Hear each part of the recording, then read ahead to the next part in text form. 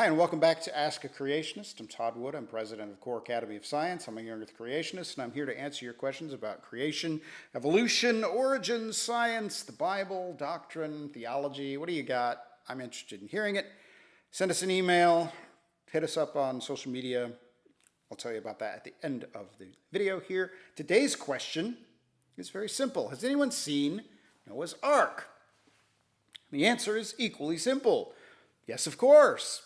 Noah and his family lived on it for a year, and then Noah's grandkids were probably familiar with the Ark. I imagine his great-grandkids might have been familiar with the Ark. So yeah, lots of people saw Noah's Ark. That should come as no surprise. Of course, when people ask me this, that's not usually what they're thinking of. What they're really thinking of is, what do you think about reports that people have recently seen the remains of Noah's Ark on Mount Ararat? So here's a picture of Mount Ararat. Mount Ararat is the larger peak on the right. The smaller peak on the left is Little Ararat. Beautiful mountain. And yeah, there are lots of reports of Noah's Ark being found and seen on the mountain here. And our library, here's just a sample of books that have been published about this. Our library is kind of full of these things, and I just grabbed a few. Plenty of people over the years, mostly since the beginning of the 20th century, have been claiming that they have seen Noah's Ark. There are occasionally photographs, right? So this is a thing called the Ararat anomaly. It's a blurry photograph that seems to show some sort of weird boxy shaped thing stuck on the side of the mountain there. Later expeditions revealed that it was a rock formation and not Noah's Ark. But this is the sort of thing that fuels the search for Noah's Ark out there on Mount Ararat. So what do I think? I'm very dubious. I'm extremely dubious of all of these claims. So Mount Ararat that we're talking about, located in this region of the world, sort of the extreme eastern end of the country of Turkey. It is in the country of Turkey, very close to the country of Armenia, and it goes by the name Ararat. If we zoom into that, you can use Google Maps to do this. Google Earth will work too. This is a photograph from the International Space Station. We see something rather, it seems rather striking to me as I look at this photograph here. I see that the Mount Ararat, which is the white blob right in the middle, seems to be surrounded on all sides by this funny looking color, right? And it seems to have some streaks that sort of radiate out from the center of the mountain towards the edges of this funny coloration here. And here we can highlight it and see it a little better, what I'm talking about. So what is this? And what does this have to do with Noah's Ark? Well, these are the remains of lava flows. This is basically your basalt stuff that has been formed as Mount Ararat has erupted, because Mount Ararat is actually a volcano, at least our Mount Ararat, the modern Mount Ararat. So here's our map again, showing the location of Mount Ararat and the lava flows associated with it. And it turns out, looking on the entire peninsula of Asia Minor there, the country of Turkey, there are lots of these things. This is an extremely common feature of this part of the world, where there are these sort of recent volcanoes that have produced these rather large lava flows. And you might be thinking, so what? Who cares? Good question. So what?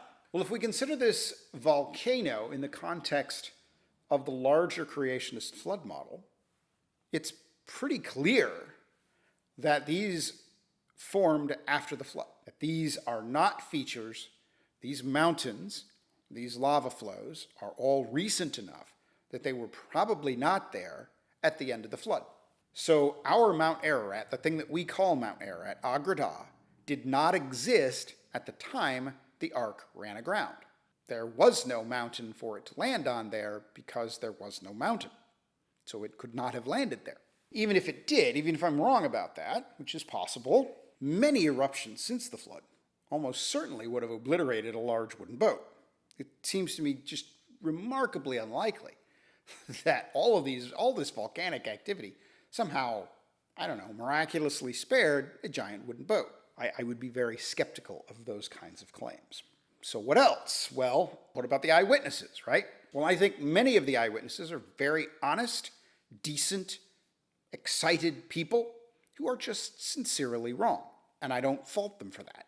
If you're on Mount Ararat, you see something funny. You're looking at pictures of Mount Ararat, you see something funny. Your mind is automatically going to think that maybe that's the Ark. Maybe that's Noah's Ark. So I don't blame them for that.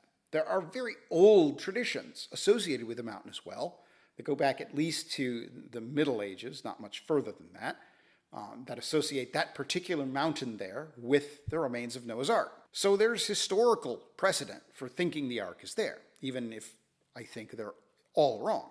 Unfortunately, there are also individuals who basically are out to commit fraud, right? They're just out to make money off of well-intentioned Christian people who would like to fund a Noah's Ark expedition, and then, they just take the money and run.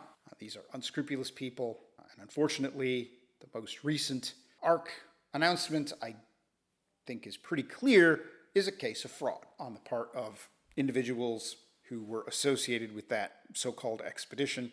It's just fake. So, yeah, I think I think it's perfectly understandable that someone would see something weird and think it might be the remains of Noah's Ark, even if they're mistaken.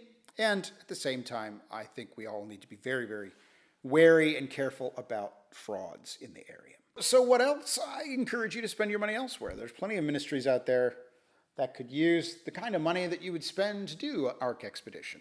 It costs tens of thousands of dollars to do a mountain expedition to Mount Ararat to look for Noah's Ark.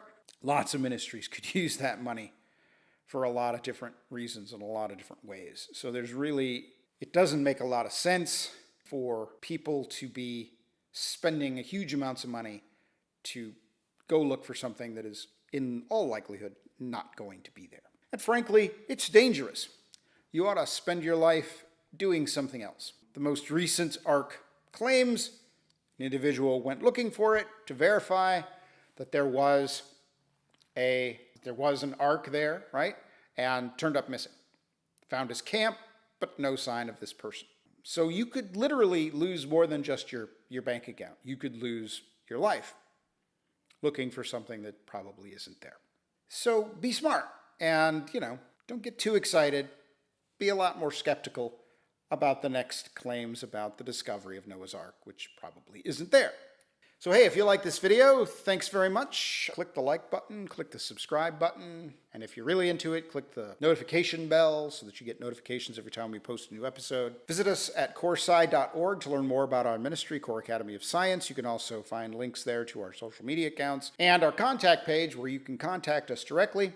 We're on Instagram, Twitter, and Facebook, so you can connect with us there, ask your questions, make comments about the most recent video. And thank you very much for watching. See you next time.